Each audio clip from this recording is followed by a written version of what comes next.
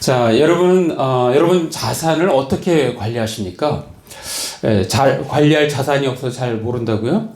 자, 자산이 있는 사람들은 여러 부분으로 자산을 나누어 관리합니다.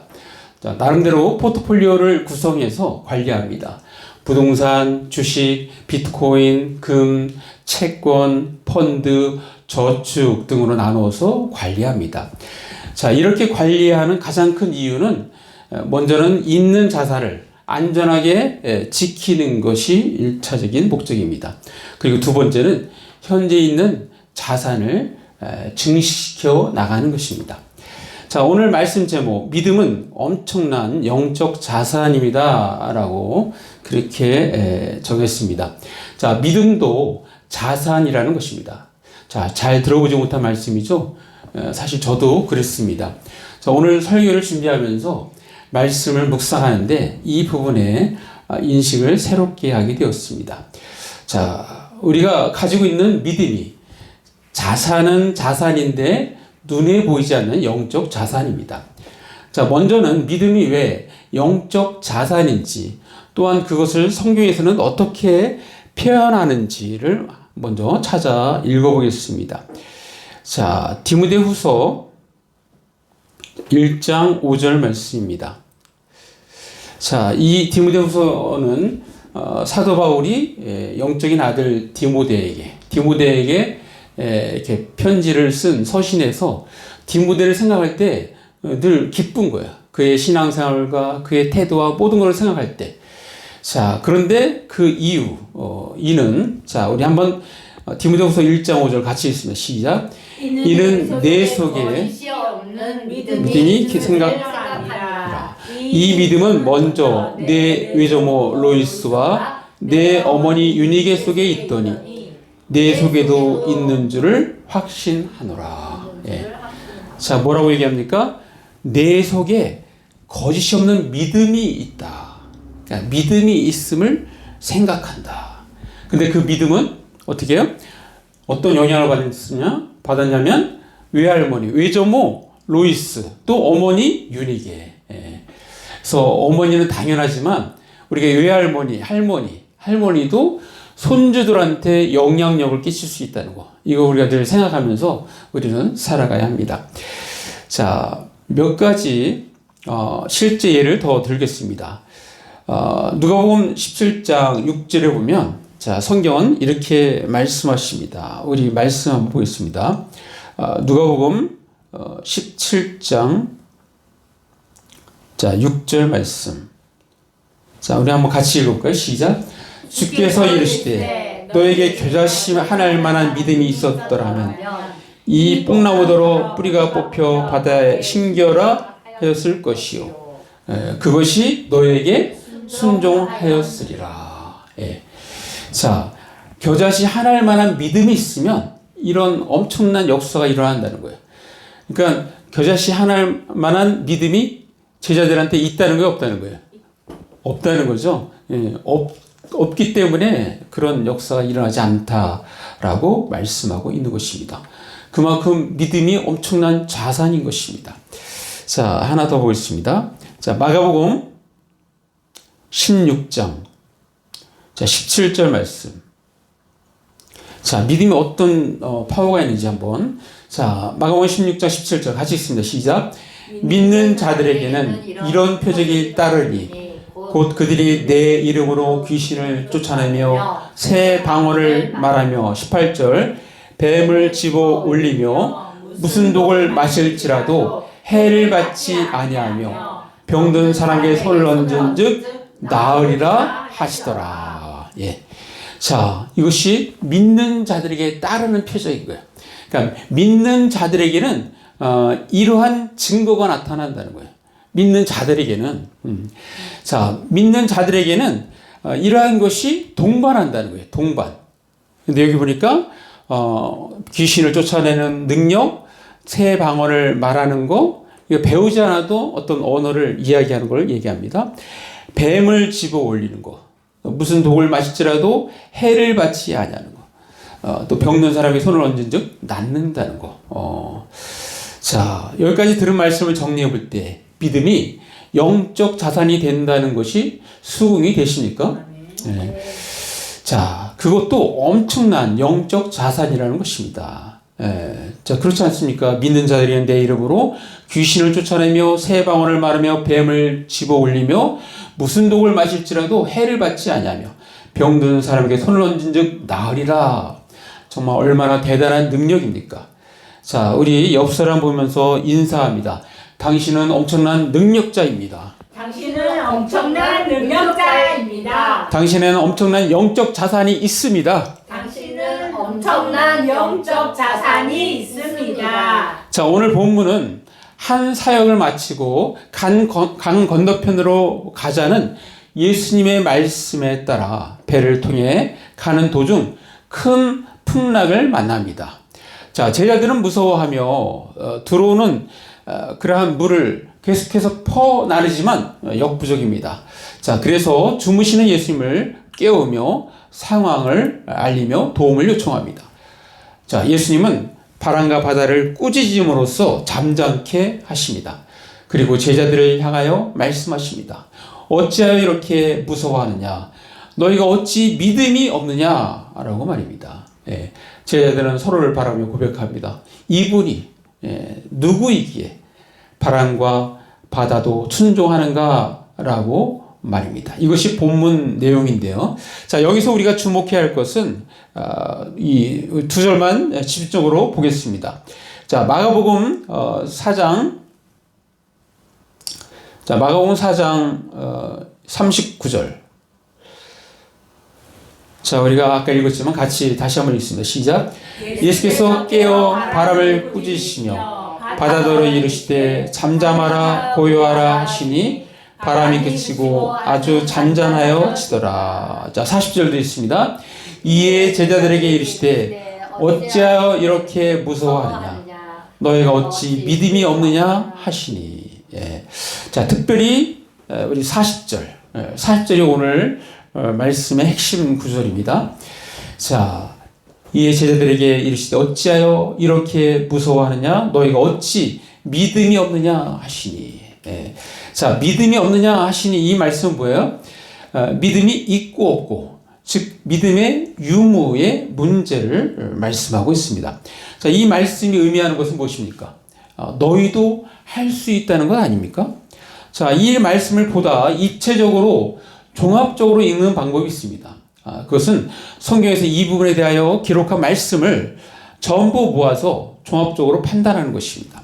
오늘 본문 말씀은 마태복음도 또 누가복음에도 등장합니다. 자, 마가복음 4장 40절을 다른 성경에서는 어떻게 사용하는지 한번 우리가 보겠습니다. 먼저 마태복음 8장 26절을 보겠습니다. 똑같은 부분을 어떻게 표현하는지 보는 겁니다. 자, 한번 같이 읽습니다. 시작.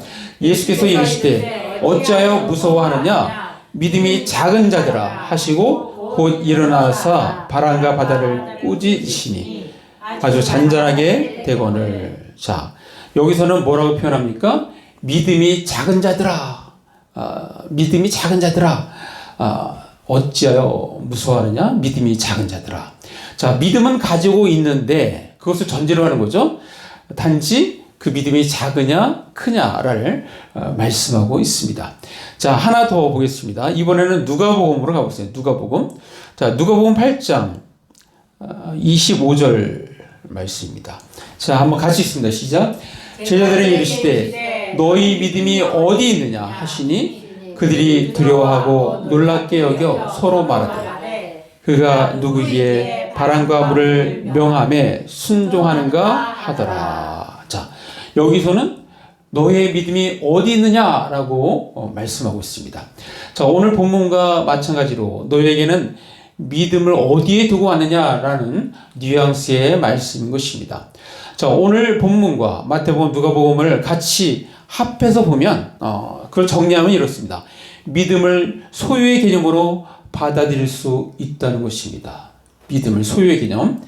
너희가 어찌 믿음이 없느냐? 또 마태복음에는 믿음이 작은 자들아. 누가복음에는 너의 믿음이 어디 있느냐? 자, 예수님의 시선은 제자들에게 가 있습니다. 오늘 본문 믿음이 있고 없고, 즉 믿음의 유무의 문제를 말씀하고 있습니다. 마태복음에는 믿음은 가지고 있는데 그것을 전제로 하되 그것이 작으냐 크냐를 말씀하고 있습니다. 누가복음에서는 오늘 마가복음과 마찬가지로 너에게 있는 믿음을 어디에 두고 하느냐라는 뉘앙스의 말씀입니다. 자, 세 구절을 다시 한 문장으로 정리하면 이렇습니다. 너희 안에는 믿음이 있는데 단지 그 믿음이 크냐 작으냐라는 문제라는 것입니다. 자, 사랑하는 안문자원교 성도 여러분, 우리는 육신적으로는 땅에 살지만 예수 믿고 구원받음으로써 하늘의 소망을 두며 영적 생활을 살게 된 것입니다. 따라서 이 세상에 나타나는 현상을 영적으로 바라보는 시도가 가능한 것입니다. 자, 오늘 말씀도 영적인 부분에서 우리가 또 한번 이렇게 접근해야 될 부분이 있는데, 그것은 자, 마가복음 4장 39절 제가 읽어드리겠습니다. 예수께서 깨어 바람을 꾸짖으시며 바다더러 이르시되 잠잠하라 고요하라 하시니 바람이 그치고 아주 잔잔하여지더라. 자, 예수님이 바람을 꾸짖으시며 바다더러 이르시되 잠잠하라 고요하라 하시니 바람이 그치고 아주 잔잔하여졌다고 말씀하십니다. 자, 여러분, 부모가 자녀를 또 선생님이 학생을 꼬집는다 했을 때 어떨 때 그렇게 합니까? 잘하는데 꾸짖지는 않지 않습니까? 무엇인가 잘못했을 때 꾸짖습니다.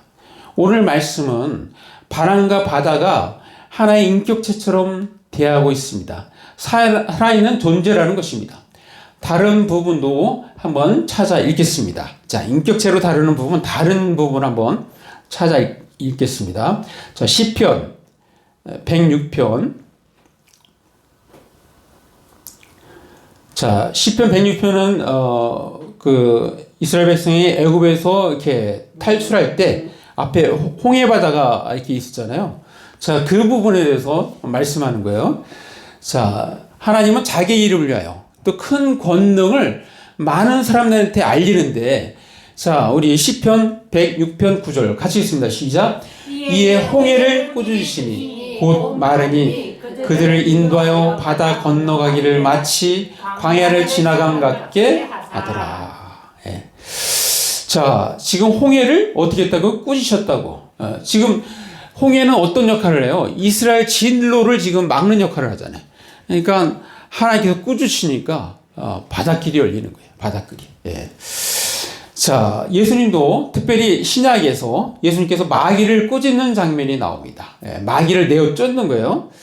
자, 이 장면은 어떤 상황이냐면 예수님께서 변화산에서 수제자 세 사람, 베드로, 야고보, 요한 이렇게 데리고 있다가 내려오는데 막 사람들이 웅성웅성한 거예요.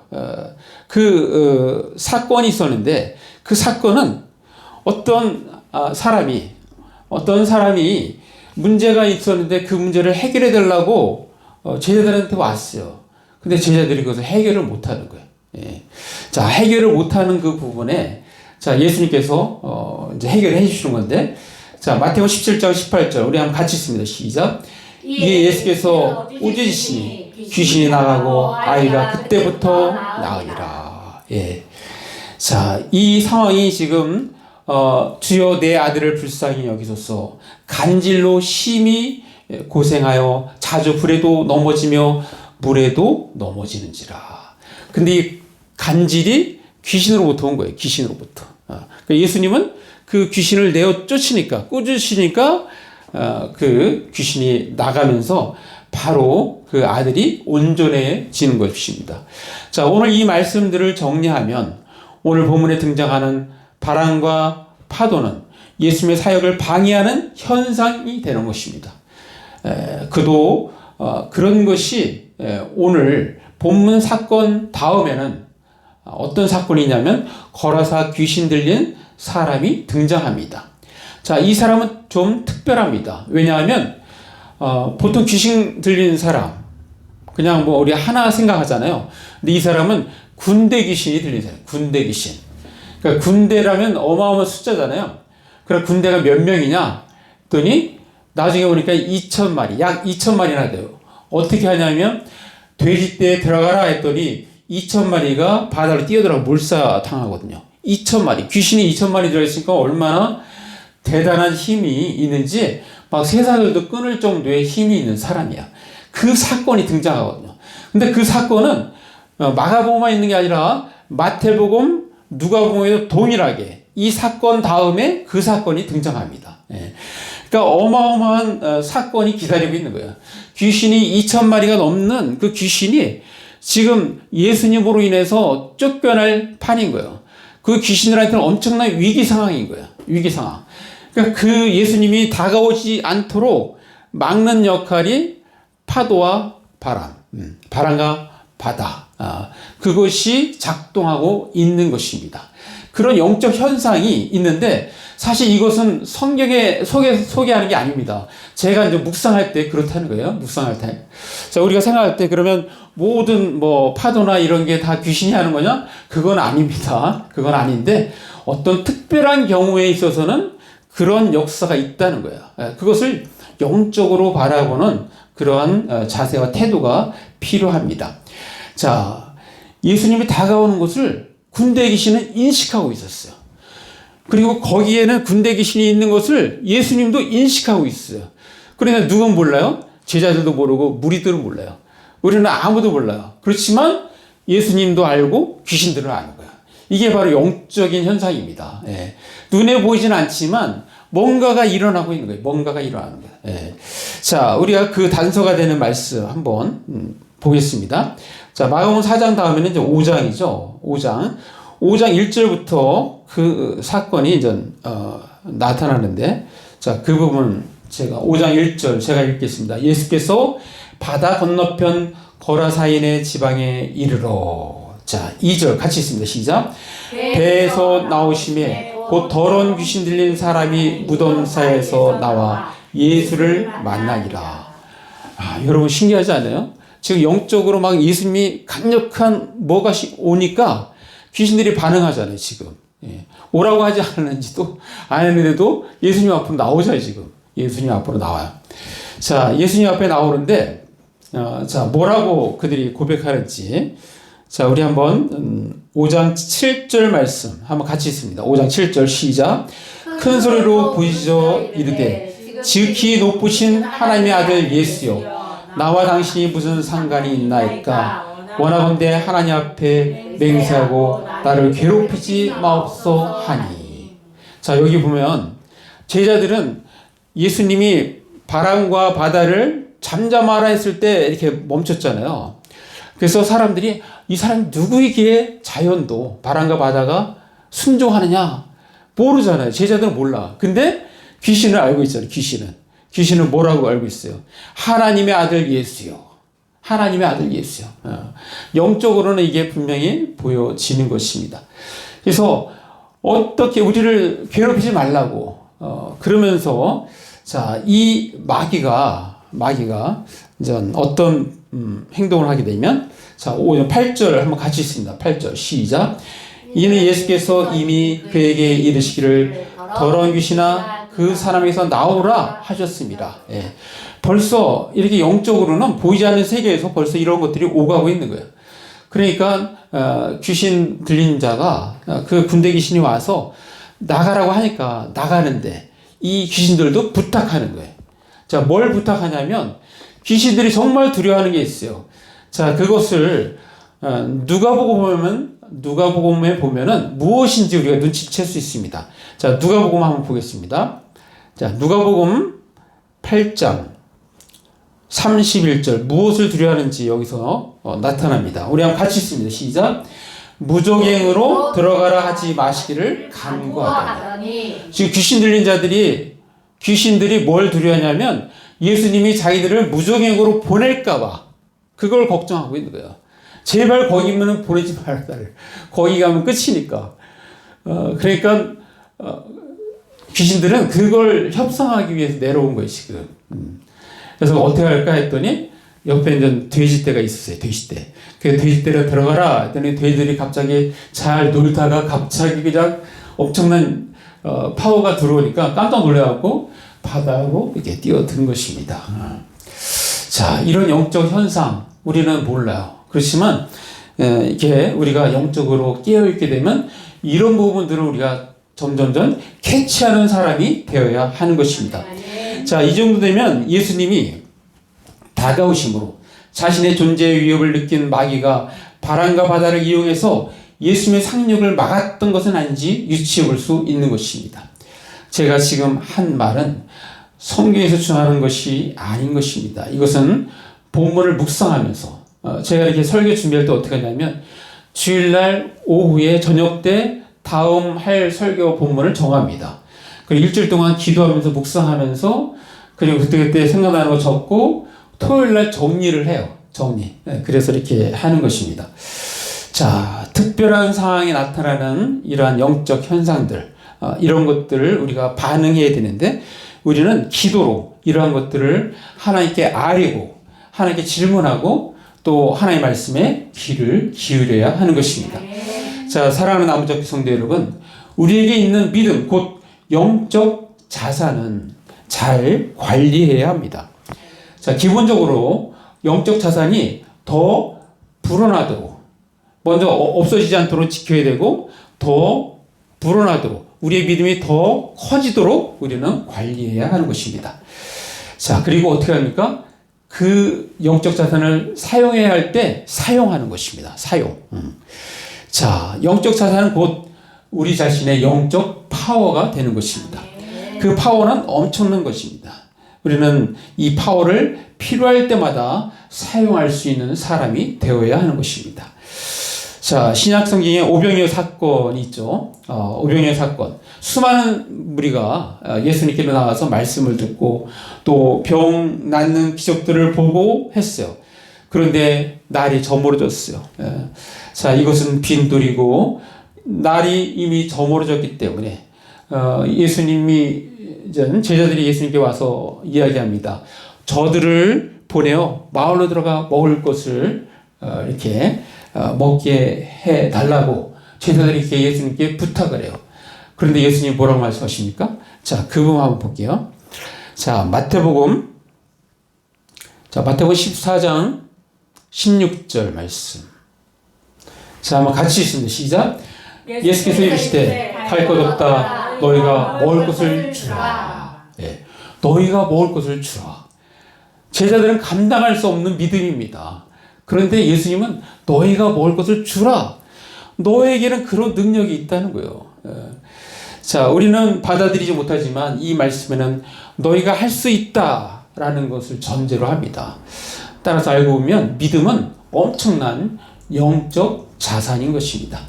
자, 우리 지금 믿음은 엄청난 영적 자산이라는 제목의 설교를 듣고 있습니다. 자, 오늘 말씀을 근거로 하여 우리의 삶에 적용하기 위해서 두 가지를 제안합니다. 첫 번째는 말씀과 기도, 전도 생활로 영적 깊이를 더해 가야 합니다.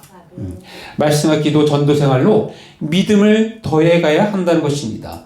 이 엄청난 영적 자산을 사용하는 사람, 대표적인 사람, 저는 두 사람을 들을 수 있는데 베드로와 사도 바울입니다. 자, 베드로 봤죠? 성전 미문에 안질뱅이를 예수의 이름으로 일으키잖아요. 베드로는 그 능력을 사용하고 있어요.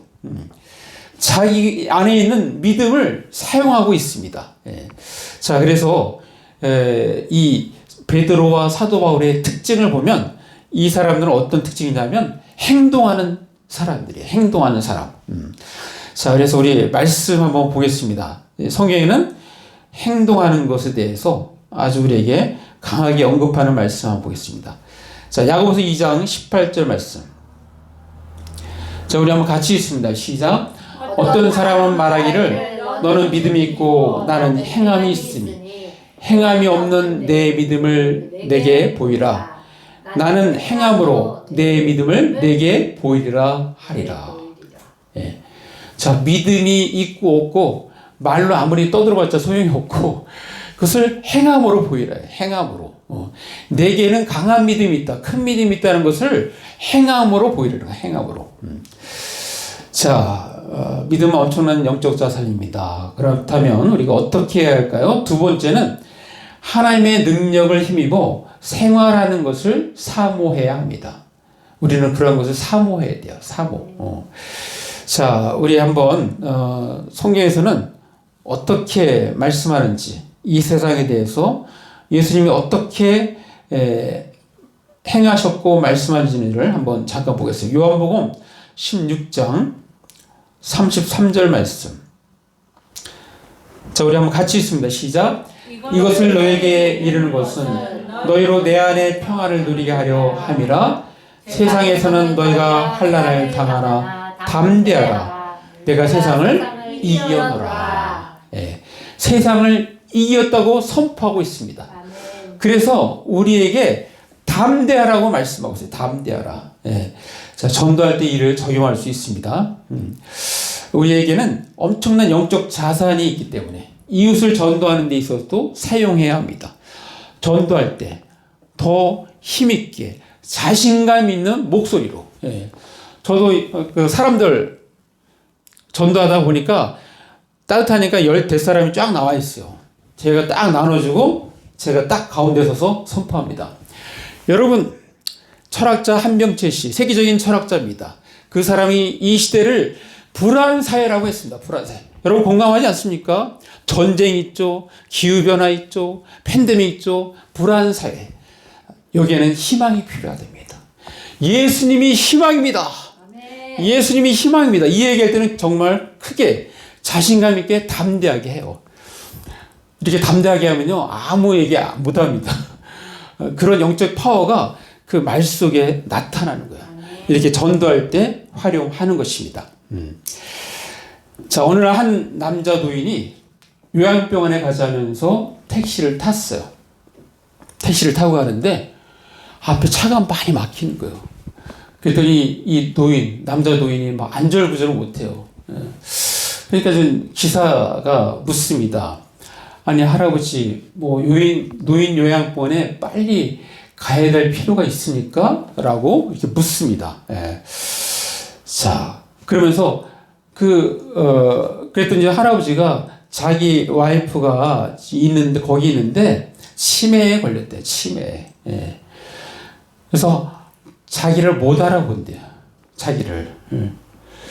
할아버지를 못 알아보는데, 그런데 왜 빨리 이렇게 가야 되느냐. 오히려 더 의구심이 나잖아요. 그랬더니 그 할아버지가 하는 말, 뭐라 하냐면, 그녀는 내가 남편인지도 모르고, 나를 못 알아보지만, 또 자신이 무엇이 필요한지도 모르지만, 나는 그를 알아보고, 그가 무엇이 필요한지를 알고, 그에게 어떤 도움을 줘야 가장 큰 것을 도와줄 수 있는지 안다는 거야. 예. 여러분, 이 자세는 우리가 세상 사람들한테 전도할 때의 자세예요. 그들은 영적으로 자신이 무엇이 필요한지 모릅니다. 모르지만 우리는 그들이 무엇이 필요한 줄 알아요. 그들에게 구원이 필요한 줄 압니다. 그럴 때 우리는 가는 거예요. 이 할아버지처럼 열심히 가는 거예요. 그들은 전혀 모르지만 우리는 그들에게 계속해서 그 필요를 알리고 전해야 되는 것입니다. 말해야 되는 것입니다. 복음을 전파해야 되는 것입니다. 예. 여러분, 이 믿음의 영적 자산을 가지고 불신자 이웃들에게 그들의 필요를 강력하게 호소하는 그러한 사람들이 되기를 간절히 바랍니다. 자, 마무리합니다. 오늘 우리는 믿음은 엄청난 영적 자산이라는 설교를 들었습니다. 먼저는 우리 모두에게 믿음을 주신 것, 하나님께 감사드려야 할 것입니다. 아멘. 주께서 우리에게 주신 믿음은 알고 보면 엄청난 영적 자산입니다. 따라서 우리는 이 소중한 영적 자산을 잘 지키며 또한 발전시켜 나가야 합니다. 자, 그러기 위해서 우리는 말씀과 기도, 전도 생활로 영적 깊이를 더해 가야 합니다. 그리고 또한 하나님의 능력을 힘입어 생활하는 것을 사모해야 할 것입니다. 우리 모두 주께서 주신 엄청난 영적 자산을 잘 지키고 성장시켜 나감으로써 필요할 때 믿음을 행사하는 저와 여러분 되시기를 간절히 바랍니다. 기도하겠습니다. 말씀하시면서 잠깐 1, 2분 우리 기도로 나갑니다. 기도하시겠습니다. 오 아버지 하나님 감사합니다. 하나님, 오늘 믿음은 영적 자산이다. 엄청난 영적 자산이라는 말씀을 들었습니다. 아버지, 우리에게 이러한 엄청난 영적 자산, 엄청난 영적인 파워를 주신 것 감사합니다. 하나님, 우리 주신 이 믿음, 영적 자산을 우리가 잘 지키게 하시고 또 이것을 잘 발전시켜 나가게 하여 주셔서 필요할 때 언제든지 이 영적 자산을 사용하는 그러한 저희들 다 되게 하여 주옵소서. 힘있게 사용하게 하시고 그래서 강력한 하나님의 나라를 아버저 전하며 확장시켜 나가는 저희들 다 되게 하여 주옵소서. 우리에게 말씀 주시니 감사합니다. 예수님 이름으로 기도합니다. 아멘.